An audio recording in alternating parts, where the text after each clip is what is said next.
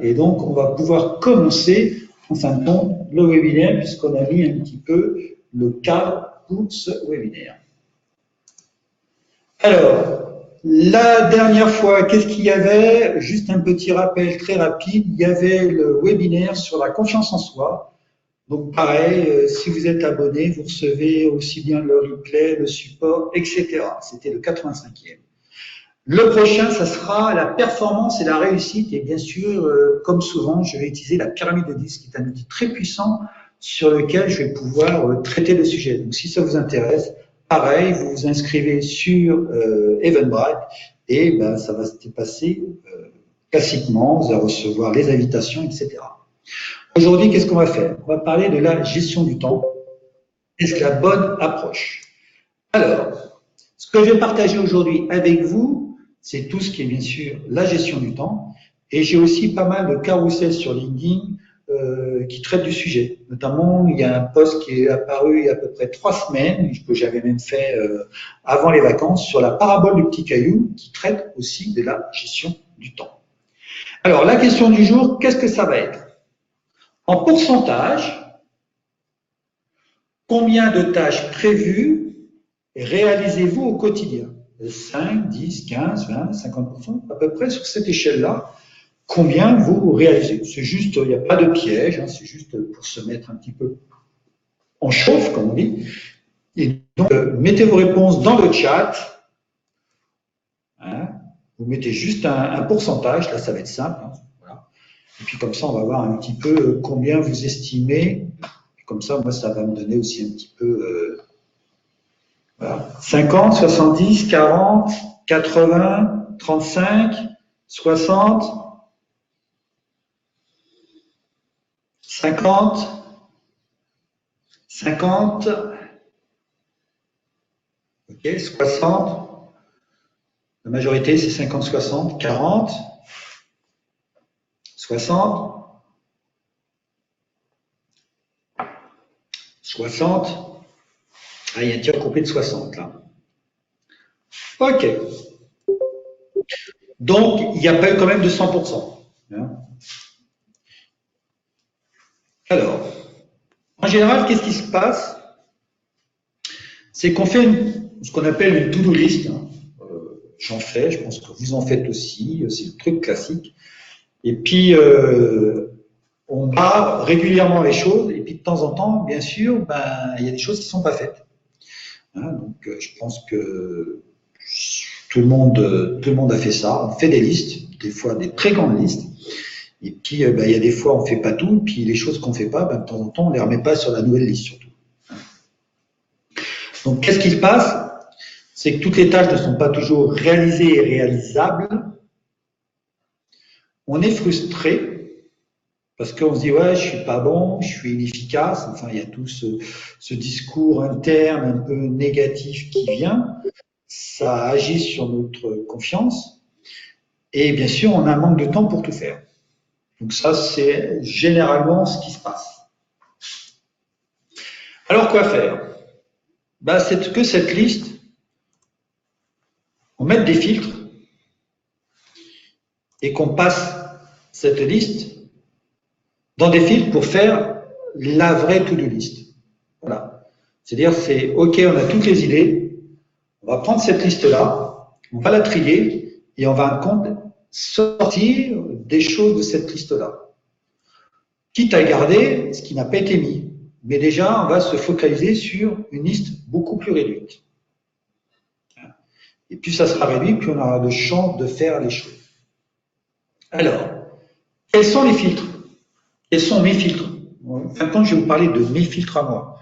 Vous allez me dire si ça vous parle ou pas, hein, peut-être dans les échanges qu'on aura tout à l'heure. Quels sont mes filtres?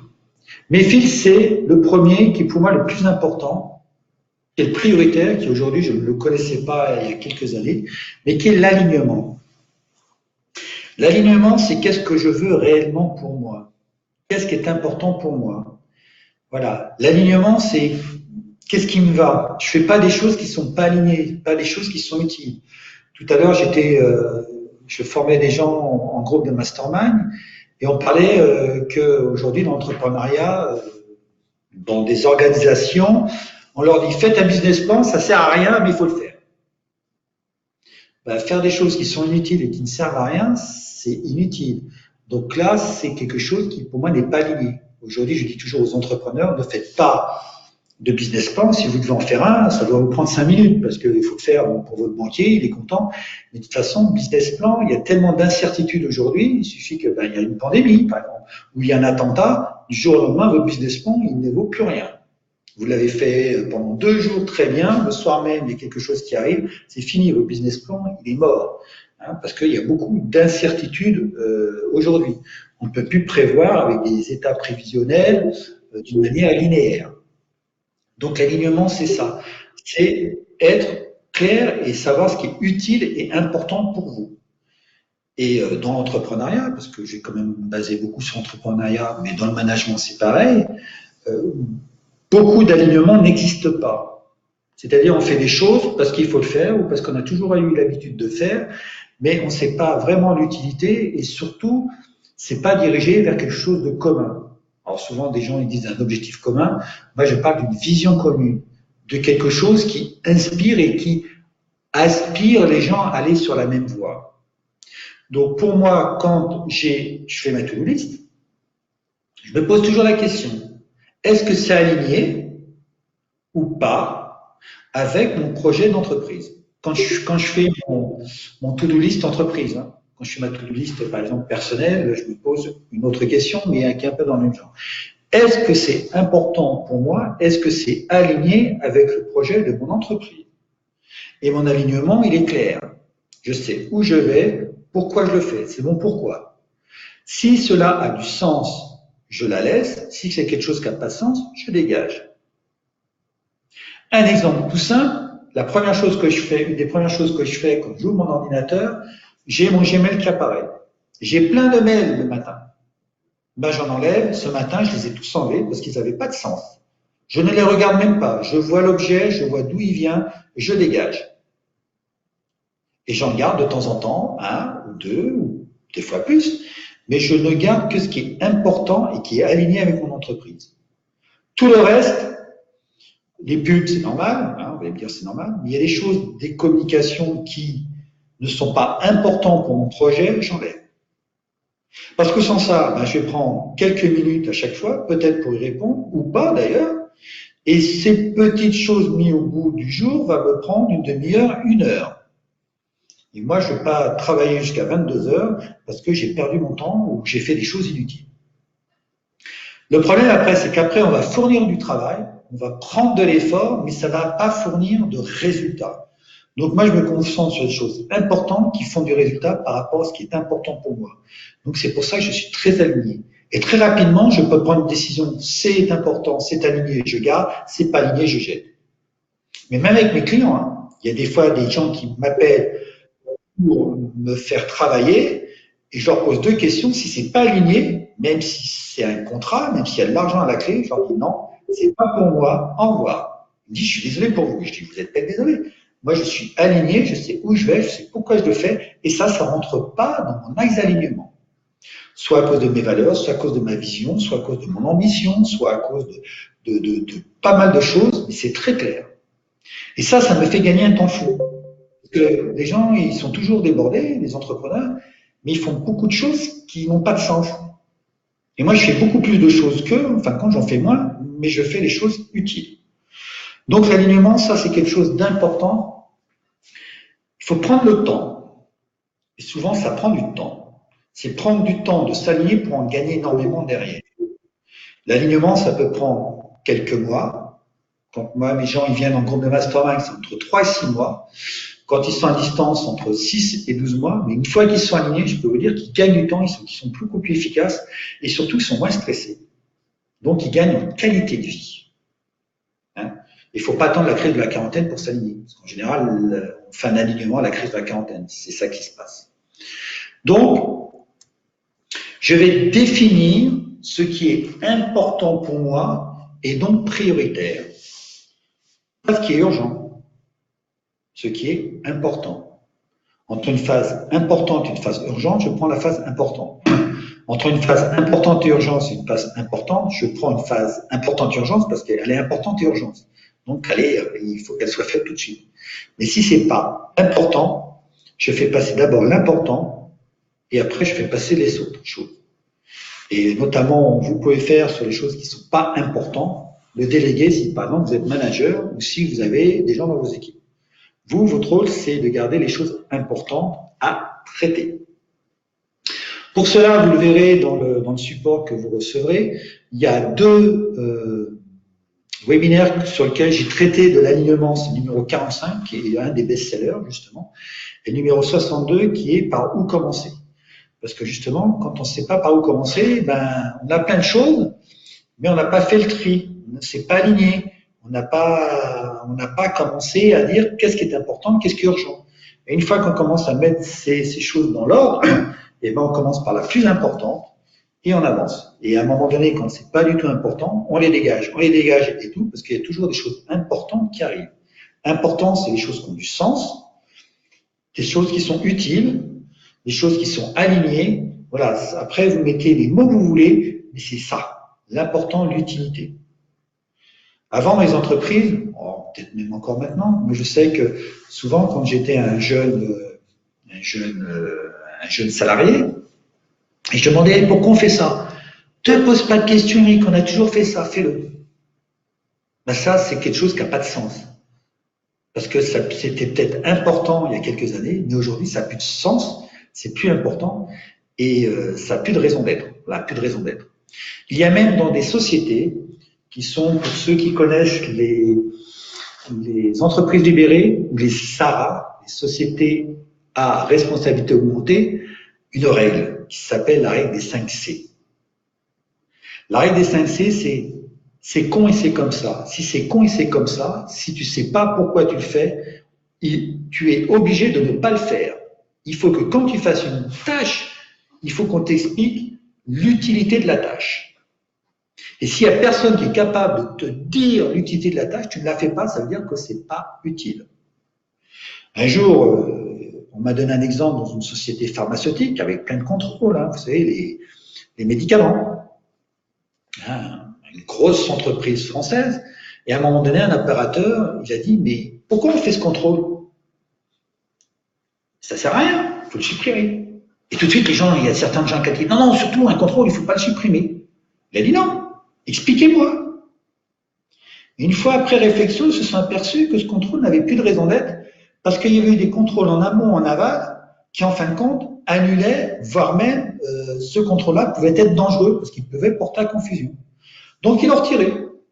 Le jour où il y a eu le contrôle qualité de l'agence des médicaments qui sont venus, ils ont dit mais vous êtes tout à fait dans une démarche qualité parce que vous avez enlevé quelque chose qui n'a plus de sens. Donc vous avez gagné du temps et de l'argent. Donc ils étaient dans cet esprit, c'est pas important, ça n'a pas de sens. C'est un peu pareil c'est un peu la même démarche qu'il faut avoir quand on veut bien gérer son agenda. Je vais vous dire ce que moi je gère. Alors, il y a une autre chose aussi, c'est quand on fait une tâche, c'est la puissance de l'intention. Alors, c'est quoi l'intention? L'intention est importante parce qu'elle focalise votre attention. Souvent, on fait des choses et puis on a du mal à se concentrer parce que c'est pas utile, c'est pas si important que ça, voilà, ça part. Voilà. Et l'intention va focaliser votre attention. Donc, pour se concentrer, il faut focaliser son attention. Et pour focaliser son attention, il faut poser une intention. L'intention, c'est là où vous allez mettre votre énergie. Donc, votre énergie, là où vous allez mettre tous vos efforts, c'est là parce qu'il y a une intention. S'il n'y a pas d'intention, vous ne savez pas où mettre votre effort, vous ne savez pas où mettre votre énergie. Donc, l'intention est importante.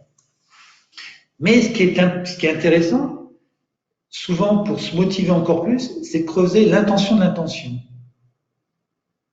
Mon intention est de gagner de l'argent. Ouais, ok, d'accord, tu veux gagner de l'argent. Mais pourquoi? Parce que je voudrais offrir des études à mes enfants. C'est pas de gagner de l'argent que tu veux, c'est offrir des études à ton enfant. Donc, quand tu poses ton intention, c'est pas gagner de l'argent, c'est offrir des études à tes enfants ou mettre en sécurité ta famille. Ok. Donc, c'est pas souvent le côté immergé de l'iceberg, c'est ce qui est en dessous qui est important. Et allez creuser parce que vous verrez que ça a beaucoup de sens, l'intention de l'intention, l'important de l'important. Donc ça, c'est vraiment très important. Parce que il est essentiel de poser des intentions car l'intention focalise l'attention. Par exemple, aujourd'hui, dans mon groupe de mastermind, on a étudié un processus. Dans le processus, il y a au moins 6 ou 7 fois une intention. Et elle est claire. Et à chaque fois qu'on rappelle une intention, elle amène une efficacité, un résultat qui est bien supérieur que quand on n'en met pas. Il y avait une étude dans l'université de Yale, en 1953, qui demandait aux gens qu'est-ce qu'ils voulaient faire plus tard en sortant de l'université. Il y avait 3% des gens qui posaient, qui savaient ce qu'ils voulaient faire et qui l'écrivaient. Il y avait 13% des gens qui savaient ce qu'ils voulaient mais l'écrivaient pas. Et il y avait 80, enfin vous faites le calcul, 84% je crois qui restaient et qui disaient oh, de toute façon nous avec un diplôme de Yale, nous on a notre avenir assuré. Ils ont retrouvé 20 ans plus tard et en fin de compte ils se sont aperçus que les 3% qui avaient écrit et qui avaient vraiment une intention quelque part en disant avec ça je vais faire ça et ça, ils avaient une intention. Donc eux ils appelaient ça un objectif mais peu importe, c'était une intention. Et bien ils étaient en termes de salaire bien au-dessus de tous les autres. Et ils avaient bien dépassé leur intention du départ. Donc l'intention est très importante, la puissance de l'intention. Et moi je démarre par exemple un groupe de mastermind, je demande l'intention des gens. C'est hyper important, ça vous met de l'énergie. C'est différent de l'attente. L'attente c'est passif, l'attention c'est proactif. Voilà. Demain si vous avez des enfants, dites-leur quelle est ton intention dans ce devoir de maths? Quelle est ton intention de faire ces études? C'est quoi ton intention? J'ai démarré un cours à l'IE lundi, une nouvelle session, et je leur ai dit, mais pourquoi vous faites ce cursus? Et à peu près 90% des gens, on revient, ils disent, ben, on ne sait pas qu'est-ce exactement ce qu'on va faire avec. Et ben voilà, je leur ai dit, ben, je vous ferai quelque chose pour clarifier ça, parce que c'est important, parce que pour réussir, il faut que vous soyez clair avec votre intention. Quelle est l'intention de départ aussi? On peut l'exprimer comme ça. Et donc, il est utile aussi de creuser comment dire. Alors, j'ai comme un écran, je reviendrai après sur les questions, je vais finir ça et je vais après traiter les questions. Je vous ai pas oublié. Il est utile de creuser l'intention pour partir sur une mauvaise hypothèse. J'aime bien Simon Sinek parce qu'il dit vous aurez toujours des résultats par rapport au travail que vous avez fait. Mais si l'hypothèse est mauvaise, le résultat il sera mauvais. Et c'est important de bien prendre le temps de savoir où on va. Parce que si vous dites tiens je vais à Paris ou je vais en vacances, mais que si vous ne posez pas exactement la destination, que vous prenez vos valises et puis que moi je vous dis allez on y va et que je vous amène au pôle Nord, vous pensiez qu'on allait je sais pas au Baléares parce que c'est l'été, eh ben ça risque de ne pas faire. Donc très important de bien poser justement le départ. Alors je reviens un petit peu sur le chat. Non, un business plan, on ne va pas passer à repasser et à s'ajuster. Un business plan, normalement, on ne doit pas se focaliser sur un business plan. On doit se focaliser sur son activité, sur ce qu'on doit faire. C'est ça qui est important. Parce que si on doit toujours revoir les chiffres et tout ça, c'est un travail inutile. C'est ça qui n'est pas important. L'important, c'est avoir un business model, mais pas un business plan. C'est comment je vais pouvoir tirer de mon activité de l'argent. Et après, on va trouver des choses. Mais le business plan, c'est des stratégies qui sont sur 1 an, 2 ans, 3 ans. Et aujourd'hui, moi, je ne fais pas de business plan, j'en ai d'ailleurs jamais fait. Parce que le business plan, c'est pas les objectifs. Les objectifs, on peut le travailler différemment. Parce qu'entre objectifs, il y a plusieurs types d'objectifs. Les objectifs à long terme, qui sont plus une ambition. Après, il y a une stratégie où on est déjà en œuvre. Et après, on a des objectifs à court terme, des micro-objectifs qui sont dans le mois. Mais le business plan, il y a même des gens que j'ai connus il y a un an ou deux, donc peut-être 2 ou 3 ans, qui travaillent sur Montpellier, à l'université de l'entrepreneuriat, et qui nous ont fait comment dire, une conférence, et ils ont dit le business plan aujourd'hui inutile. Même les banques vous disent que c'est inutile. Même les gens qui vous forment dans la CCI vous disent on fait un business plan, ça sert à rien, mais il faut le faire. Donc tous les gens aujourd'hui sont d'accord pour pas faire de business plan. C'est pour ça qu'il ne faut pas passer du temps. Il faut passer du temps autre part. Il faut plus passer du temps sur pourquoi on va le faire, parce que le business plan, c'est du comment on va le faire. Et aujourd'hui, il y a beaucoup de gens qui passent du temps sur le comment, pas sur le pourquoi. Et là, je pourrais aussi vous montrer des choses, la différence entre les grands, entre des gens comme Apple et autres, c'est qu'ils ont travaillé leur pourquoi et pas leur comment. Et ça, c'est super important. Il faut passer du temps sur le pourquoi, pour la raison d'être.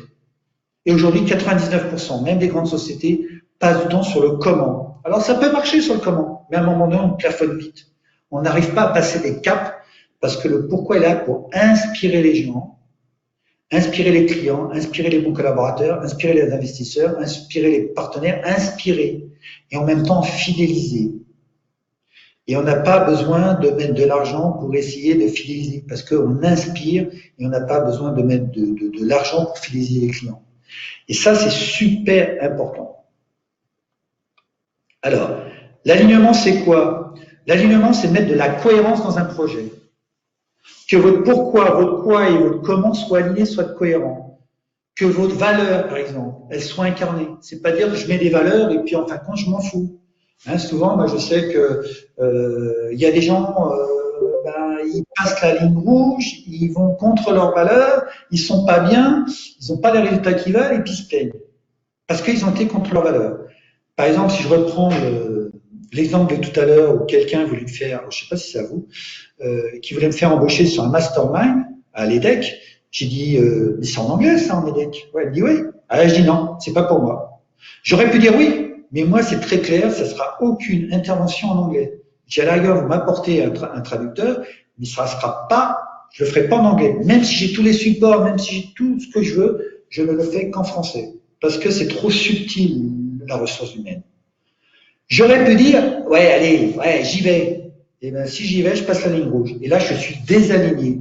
Je suis plus en accord avec mon projet et avec tout ce que moi, je veux incarner. Donc, l'alignement, c'est ça. L'alignement avec sa vision, l'alignement avec son ambition, équilibré en vision et ambition. Il faut qu'il y ait un équilibre dans tout ça. Pour que quand vous arrivez, quand vous êtes aligné, vous êtes unique au monde. Vous voulez créer une différence qui fait la différence? Vous êtes entrepreneur?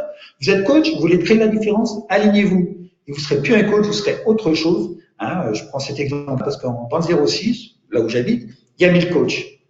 Et si vous n'êtes pas aligné, vous êtes coach. Quand vous êtes aligné, vous apportez autre chose.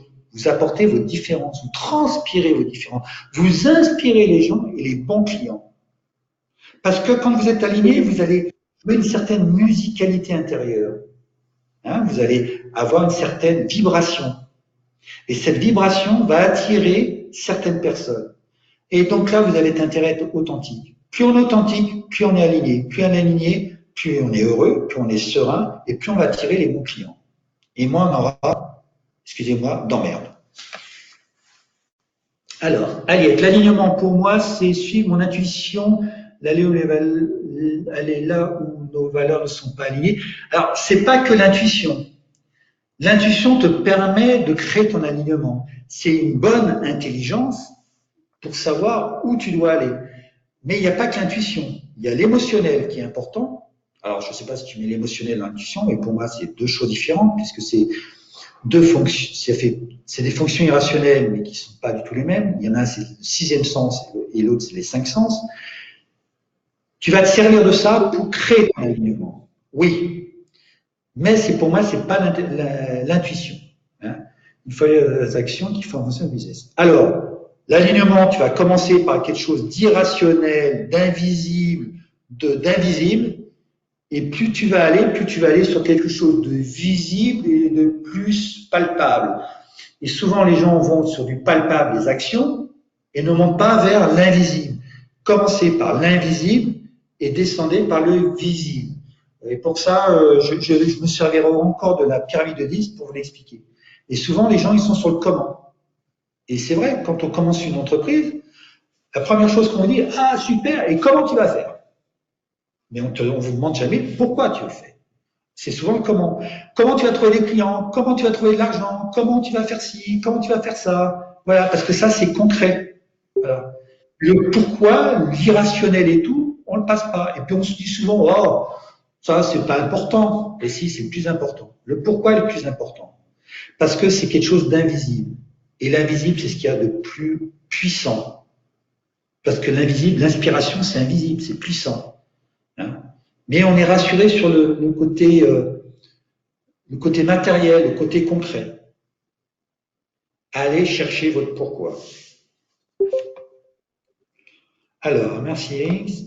Oui, alors, important, écrivez votre intention. Alors, comment on écrit une intention? Je fais juste un aparté, il faut qu'elle soit au présent. Et l'intention, c'est comme si elle était déjà là. Donc, si vous rêvez, je ne sais pas, de faire une grande entreprise, votre intention, c'est j'ai une grande entreprise. J'ai une entreprise internationale de 300 personnes et qui fait, voilà. Faites-le comme si elle était déjà là. Ça s'appelle une affirmation positive, qu'elle est là. Mais surtout, cette intention-là, même si elle est bien écrite comme affirmation positive, il faut la vivre, il faut vous vibriez à l'intérieur, il faut qu'elle vous transforme, il faut qu'elle vous donne une émotion. S'il n'y a que l'intention, ça ne marche pas. Alors là, il y a plein d'exemples aussi. S'il n'y a que l'émotionnel, ça ne marche pas. Il faut qu'elle soit claire et assujettie à une émotion forte. Et là, ça va marcher. Si vous voulez votre place de parking ce soir, en rentrant, c'est pas juste de visualiser une place de parking. C'est de la visualiser et puis que vous la viviez, que vous la viviez en disant ouais, super, j'ai une place de parking. Il faut que vous associez une émotion à une intention claire. Il faut que votre intention à la claire. Il faut qu'elle soit affirmative. Il ne faut pas dire je veux pas être gros. Il faut dire je suis maigre. Hein. Il faut faire vraiment ce que vous voulez.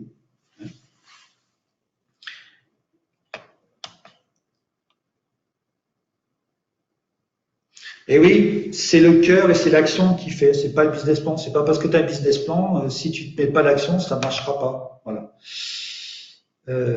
Oui, d'accord.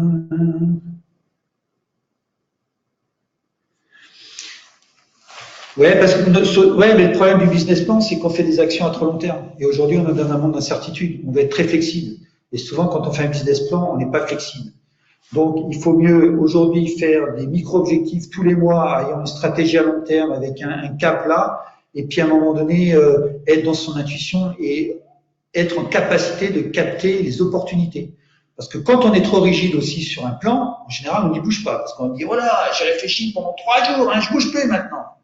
Alors que quand on est vraiment dans une direction, pas dans une destination, eh ben, il y a des opportunités qu'on est capable de voir. Donc, il faut être flexible, hein, parce que les opportunités ne passent pas toutes les 5 minutes. Je repasse sur voilà. Donc, important, posez-vous, même pour une journée, mon intention de la journée, elle est quoi? Qu'est-ce que je vais faire aujourd'hui? Eh bien, si vous écrivez votre intention de la journée, clairement, eh bien, vous verrez que vous aurez des meilleurs résultats et elles viendront plus vite. Moi, quand je fais des intentions avec mes groupes de mastermind, souvent, je leur fais une intention à un mois, et au bout de 15 jours, ils disent, ça y est, c'est fait, Eric. Super, ils en ont encore une. Donc, en plus, ça a tendance à générer de l'action et générer du résultat et gagner du temps. C'est pour ça qu'il est bien. Alors, ce qu'il faut, hein, comme je vous l'ai dit, c'est agir. Parce que souvent, on est dans la réflexion, et ce qui se passe, c'est quand il faut agir, il n'y a plus personne. Hein, c'est ce qui est plus dur, c'est normal. Agir, il faut faire des efforts. Donc, c'est normal que c'est. Moi, j'aime mieux boire une bonne bière que de travailler. Hein. Même si le travail est plaisant, ben, j'aime mieux me reposer. Voilà. Et donc, c'est un truc classique. C'est une tâche, il faut la morceler. Ça paraît tout bête, moi je l'ai appris, je l'ai découvert il y a très longtemps. C'est que j'ai fait des choses de fou, mais j'ai appris, parce que c'est un don, je ne sais pas, à morceler les choses. Et le plus dur, c'est comme disait mon beau-père, le plus dur, c'est de se lancer. Quand on a commencé quelque chose, on a déjà fait 50%. Parce que le plus dur, c'est d'agir. Donc, quand on a commencé à faire quelque chose, on a coupé les ponts, et ben, on a fait le plus gros du travail. Alors, mon beau-père disait 50%, il y a un proverbe en italien qui disait ça, mais il disait, ben, une fois que tu as commencé, Eric, tu as fait déjà la moitié du chemin. Et c'est vrai, parce que souvent, les gens ont du mal à agir. Donc, commencez par des petites choses. Parce que dès que vous avez fait un petit pas, un petit pas, un petit pas, et ben, vous allez voir qu'à la fin, vous allez faire le tour de la Terre. Hein, McDonald's, on lui a dit, mais comment vous faites pour faire, je sais pas, 1 million de hamburgers par an? Et le patron, il a dit, mais un après l'autre. Quand vous avez quelque chose de grand, quand les gens ils veulent gravir l'Himalaya, ils font des camps. Hein, il y a le camp de base, le camp 1, le camp 2. Ils n'y vont pas direct. Ils font par étapes. Et bien, c'est pareil. Et souvent, on se met des trucs trop hauts, on se dit, oh, je ne peux pas, et on arrête. Alors que si on commence à morceler, et ben on avance. Et plus on avance, on dit, ah, j'ai fait un truc, ah, j'ai fait 2 trucs, ah, j'ai fait 3 trucs. Ça motive mouvement, et on a plus de chances de réussir. Donc une chose simple, morceler les choses. Alors ça, je vous en parle par expérience, c'est que j'avais tendance à sous-évaluer la tâche. C'est-à-dire, oh, j'en ai pour 1 heure. Et puis j'en avais pour 2-3 heures. Donc maintenant, ce que je fais, c'est que je fais toujours pareil. Il y en a pour 1 heure et je multiplie par 3. Et en général, je suis bon. Et donc comme ça, c'est ma manière à moi d'estimer une tâche. Parce qu'on croit toujours qu'on est meilleur que l'autre et que ça va aller vite. Mais même si on a l'habitude, il y a des tâches, ils sont incompressibles. Hein, s'il y a des femmes, on ne peut pas accoucher en 1 mois, il faut les 9 mois. Hein, c'est comme ça, on peut pas faire ce qu'on veut. Depuis la nuit des temps, les femmes prennent environ 9 mois pour accoucher. Hein, pour créer un enfant. Ça s'appelle, il y a une loi universelle qui s'appelle la loi de la gestation. C'est qu'il y a des tâches qui sont incompressibles. Hein. Même pour couper une salade, pour préparer une salade, il faut, je sais pas, 2-3 minutes, mais vous ne pouvez pas le faire en 10 secondes. Voilà. Hein, il y a des choses qui sont incompressibles. Alors, une chose aussi là, importante, c'est une fois qu'on a fait la to-do list, il va falloir mettre dans l'agenda et respecter donc, la tâche, son importance. Hein, donc, on a classé nos importances, on a évalué la tâche, on ne les a pas sous-estimées ni surestimées. Hein, donc, on est à peu près bien. Et puis après, on va le mettre dans l'agenda. Et on n'essaye pas, là, en général, de dire ah bah tiens, ma tâche elle va aller en 3 heures, ah là j'ai 2 heures, je vais la faire en 2 heures. Parce que souvent on essaye de caser, on essaye de rogner là. Puis à chaque fois, ça passe pas. Donc mettez bien les tâches. Et une fois que l'agenda est plein, il est plein. Hein, quand la bouteille elle est pleine, vous ne pouvez plus la remplir. Hein, donc ça c'est important. Donc c'est pour ça que c'est important de mettre les choses importantes d'abord. Pas forcément les choses plaisantes, mais les choses importantes, les choses qui sont utiles. Hein. Et donc de réaliser des créneaux. Et moi, il y a un truc que je rajoute systématiquement, c'est une tâche qui s'appelle l'imprévu. Tous les jours, surtout quand j'étais manager, hein, dans mon dernier job salarié, je réservais à peu près 2 heures. Surtout, le lundi, je mettais 3 heures, parce que les commerciaux, c'est là qu'ils revenaient, hein, c'est là qu'ils savaient beaucoup. Donc, je réservais beaucoup d'imprévus, enfin beaucoup, c'est subjectif, vous allez me dire, mais je réservais au minimum 2 heures, toujours.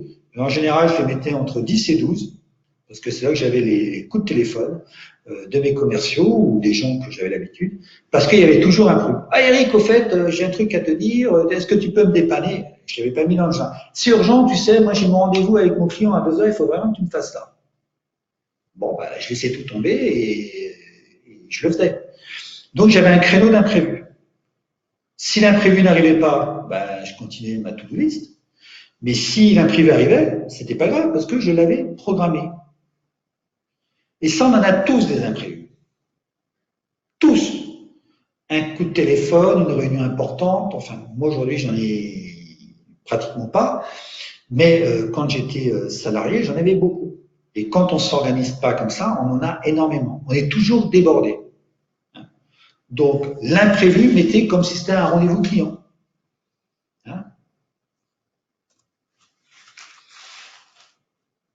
Et vous vérifiez toujours si la tâche, parce que des fois la tâche, il vous faut peut-être plusieurs semaines, hein, vous avez dit tous les lundis matins ou tous les vendredis après-midi, moi je faisais ça quand j'étais salarié, j'avais mon gros travail du mois, j'avais mon gros travail du mois, j'avais mon gros travail du trimestre, j'avais mon gros travail de l'année. Et mon gros travail du mois, il me fallait, je disais, voilà, une journée par semaine, je vais me focaliser sur ça. Parce qu'à la fin du mois, je veux que ça soit fait. C'était un travail conséquent. C'était un travail de recherche, c'était un travail de benchmark, parce que j'étais au marketing ou autre. Et je regardais si j'étais à peu près dans les temps. Voilà. Parce que souvent, on attend le 31 décembre pour faire l'objectif. Et on se dit, oh là, je suis en retard, il est trop tard. C'est régulièrement, on voit, en toute objectivité, si on est bon, si on est dans les clous, si on a commencé déjà, si on a fait du boulot. Et puis en général, quand on suit comme ça, en général, la tâche est faite bien avant. C'est pas grave si on l'a fait avant. On gagne 2, 3, 4 heures, et puis on peut faire autre chose. Donc, c'est de vérifier régulièrement que la tâche est en belle voie. Donc, n'attendez pas le dernier moment, parce que ça stresse, pour le faire. Saucissonnez et suivez régulièrement les tâches. Moi, je sais que là, j'ai un gros projet personnel. Je vérifie régulièrement que je suis dans la bonne voie. Voilà. Alors, je vais vous poser maintenant une autre question. Combien de temps vous passez dans les rituels, le retrait, le lâcher-prise, je vous explique après. Les jeux psychologiques, le passe-temps, l'activité. Le rituel, ça peut être le café tous les matins. Tous les matins, vous allez à la machine à café et vous prenez un café avec votre copain. Ça, c'est un rituel. L'activité, c'est vos deux jobs. Hein. Je vais faire simple, je vais faire votre job. Le passe-temps, c'est d'aller au foot. Hein. Ça, c'est votre passe-temps. Le retrait, c'est qu'à un moment donné, vous dites, attendez, j'ai une bonne journée, là, je me mets en retrait, là, je vais écouter une musique, je vais lire mon bouquin, voilà, je me mets en retrait du monde, en fin de compte. D'accord? Lâcher prise, alors le lâcher prise, c'est que vous parlez de tout, de rien, et puis tout va bien. Ouais, comment ça va? Enfin, on parle de tout, de rien, on a besoin juste de la relation. Les jeux psychologiques, c'est, oh là là, lui, il m'a fait un coup, il va falloir que, voilà. Donc, c'est quand on est en désaccord dans la relation. Et on pense justement à la stratégie qu'on va mettre parce que l'autre, il nous a cassé les bonbons, on nous a fait un couvage dans une réunion. Donc, c'est là, on est quelque part, même si j'aime pas le mot, la manipulation. Alors, d'après vous, combien de temps vous passez là-dedans? Allez, pareil dans le chat. Alors, comment on va faire? Alors, on va faire A pour activité, R pour rituel, RI pour rituel, RE pour retrait, L pour lâcher prise, P pour passe-temps et J pour jeu psychologique. Donc, pour différencier rituel et retrait, vous mettez RI ou RE. Comme ça, vous mettez que la première lettre, ça sera beaucoup plus simple.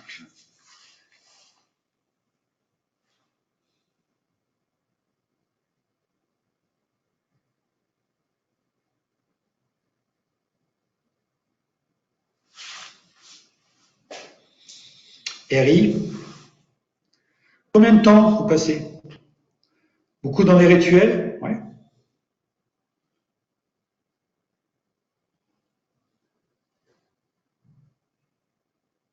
Ça, c'est une question à se poser. Parce qu'à un moment donné, on va se voir peut-être qu'on passe trop de temps justement dans les rituels. Et qu'en fin de compte, toute objectivité, on passe pas tant que ça en une semaine, en une journée. Après, peu importe, le pourcentage c'est le même. Hein. Je sais pas le prénom là. C'est de prendre conscience. C'est toujours pareil. Hein. C'est de prendre conscience. Et après, on s'aperçoit que on fait beaucoup de rituels. Rituels aujourd'hui, ça peut être beaucoup les réseaux sociaux. Hein. Ça peut être Facebook. Hein. Je prends Facebook, j'ai rien contre Facebook. Hein. Mais ça peut être ça. Et on s'aperçoit qu'en fin de compte, le temps qu'on accorde à l'activité, il n'est pas tant que ça. Rituel, 1 heure. Voilà. Après, c'est d'en prendre conscience.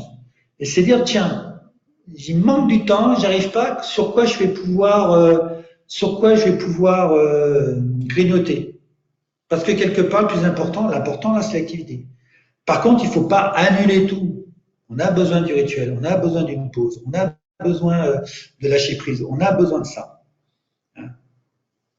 Rituel, 2h30, passe-temps, 1 heure, jeu psy, 1 heure, voilà. Donc, tu vois, même dans les jeux psy, il y a quelque chose qu'on pourrait travailler. Rituel, 2 heures, 2 heures, ouais. Le retrait, alors le retrait, c'est quand tu as besoin de t'isoler. Tu as besoin de t'isoler, tu as besoin de souffler, tu as besoin d'être seul, quoi. Donc tu te mets en retrait, on va dire, de la relation. Hein. Et donc, je sais pas, tu peux te mettre, tu sais, avec ton Walkman, tu peux lire un bouquin, ou tu peux juste rêvasser, tu te mets en retrait. Tu es vraiment, tu fais une grosse pause, mais personnelle. Voilà. Activité, ouais. Ah, donc après, c'est dire vraiment le retrait, voilà. Le retrait est important, hein. Quand on regarde, par exemple, alors c'est pas tout à fait du retrait chez Google, quand ils disent prenez 25%, enfin 20% de votre activité pour vraiment penser à vous, essayer de sortir de votre activité, oui, ça peut être considéré comme du retrait. Lâcher prise 2 heures, jeu psychologie de 20 minutes, voilà. Retrait du monde 30 minutes. Passe-temps, 0. Alors, François, par exemple, tu as du passe-temps, accorde-toi du passe-temps. Le passe-temps, ça fait partie aussi de l'équilibre. Voilà. Hein. C'est important. Le fait de se poser, de faire un passe-temps, c'est important de le faire. Alors, tu peux le faire dans la lecture, tu peux le faire, je sais pas, dans, je sais pas, un hobby, par exemple. Mais c'est important à un moment donné de faire du passe-temps. Ok. Pouvez-vous expliquer le JP? Alors, les jeux psychologiques. Les jeux psychologiques, c'est quand tu n'es pas dans une relation gagnant-gagnant. Je vais essayer de te dire autrement. Quand tu n'es pas dans une relation gagnant-gagnant, quand tu essayes de c'est les jeux de pouvoir, c'est les jeux d'influence, c'est les jeux de manipulation. Tu vois, c'est quand tu veux pas que quand la relation n'est pas gagnant-gagnant. Oh, ce gars-là, il m'a lancé une vanne dans la réunion, là, puis tu rumines, comment je vais pouvoir me venger et tout. Ben, ça, c'est un jeu psychologique. Tu vois, c'est pas une relation gagnant-gagnant. Tu veux te venger, tu veux ça. Voilà. Ok, Grégoire? Hop. Alors, là, il y a quelque chose qui est arrivé. Voilà.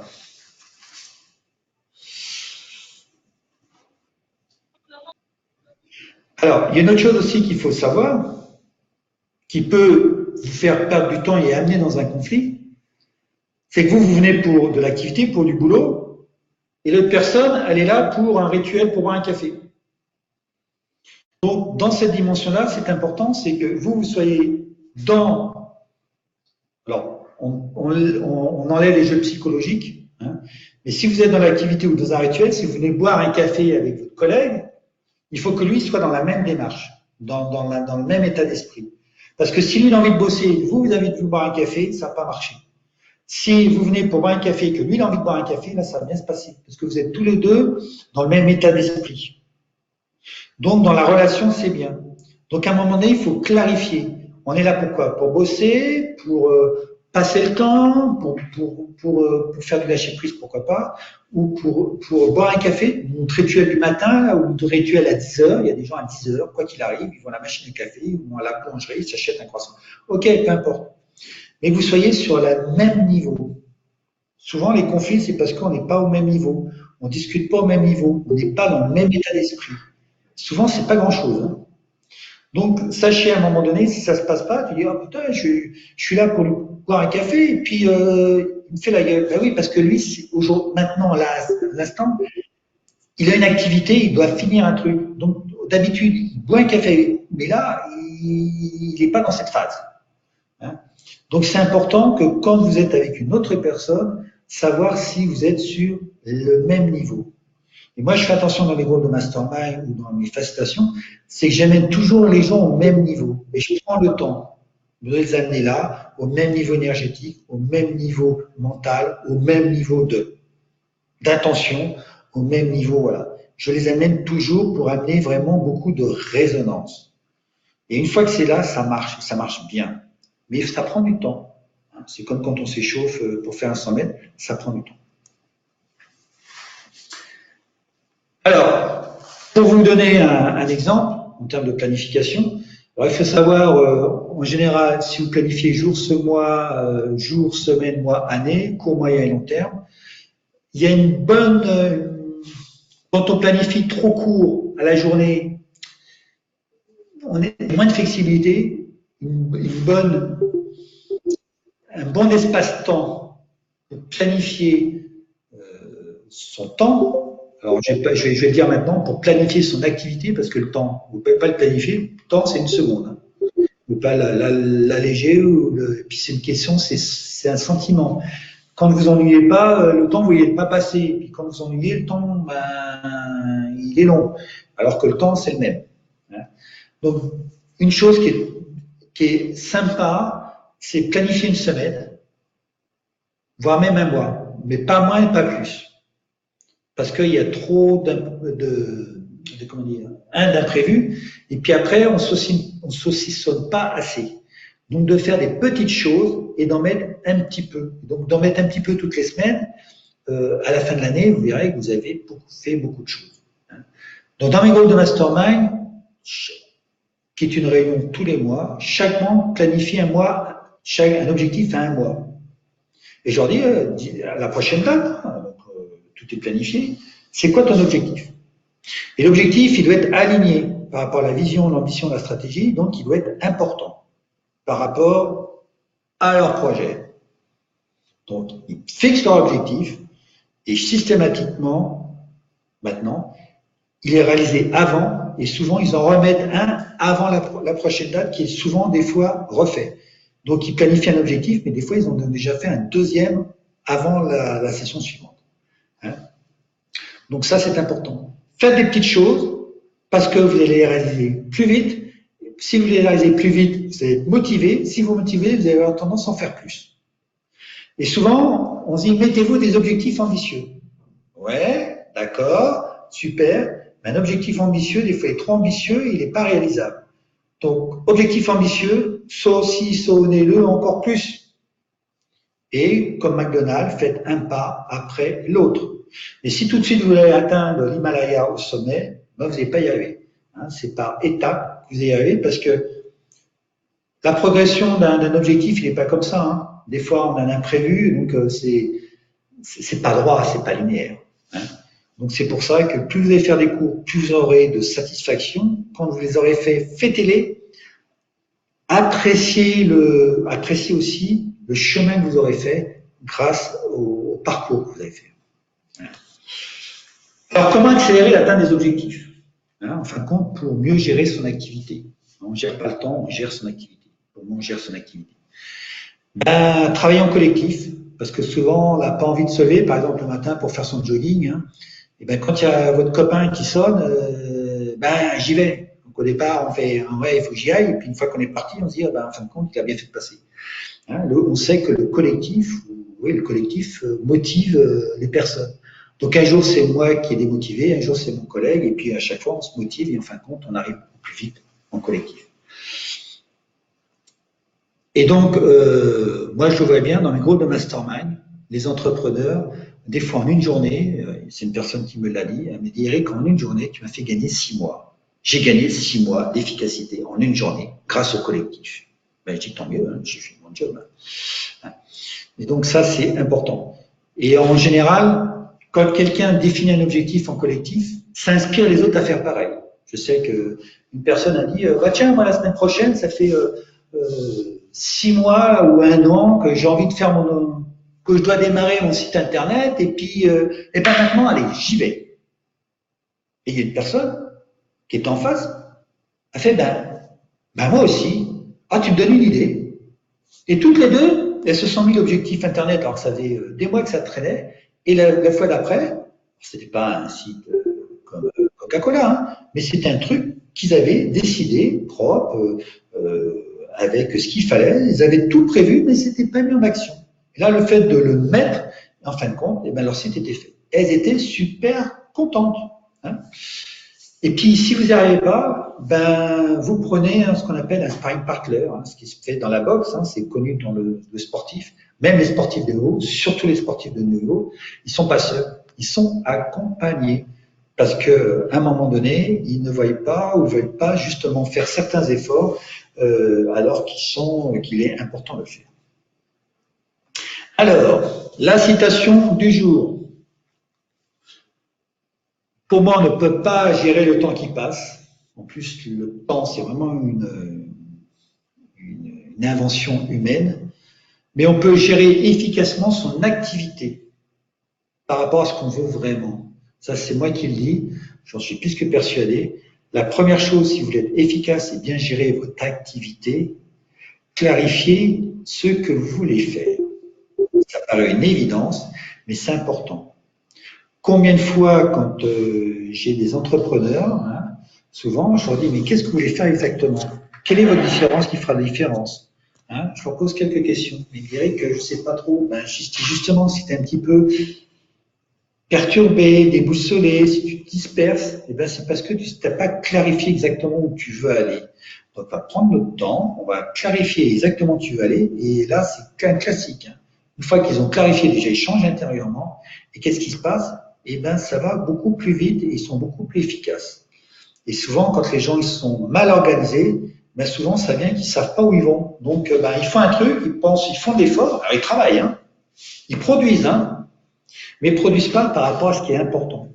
Et c'est pour ça qu'ils s'épuisent. Et un entrepreneur, comme tout le monde, il a une batterie, et une fois qu'elle est vide, elle est vide. Donc ça, c'est important de le savoir. Donc prenez du temps à savoir où vous voulez aller, ça sera la meilleure de gérer votre activité. Parce que vous allez sélectionner ce qui est important et vous allez vous focaliser sur ce qui est important. Quand on ne sait pas ce qu'on veut, tout est important. Et c'est pas vrai.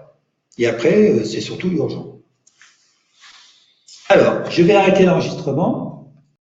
Cette conférence va maintenant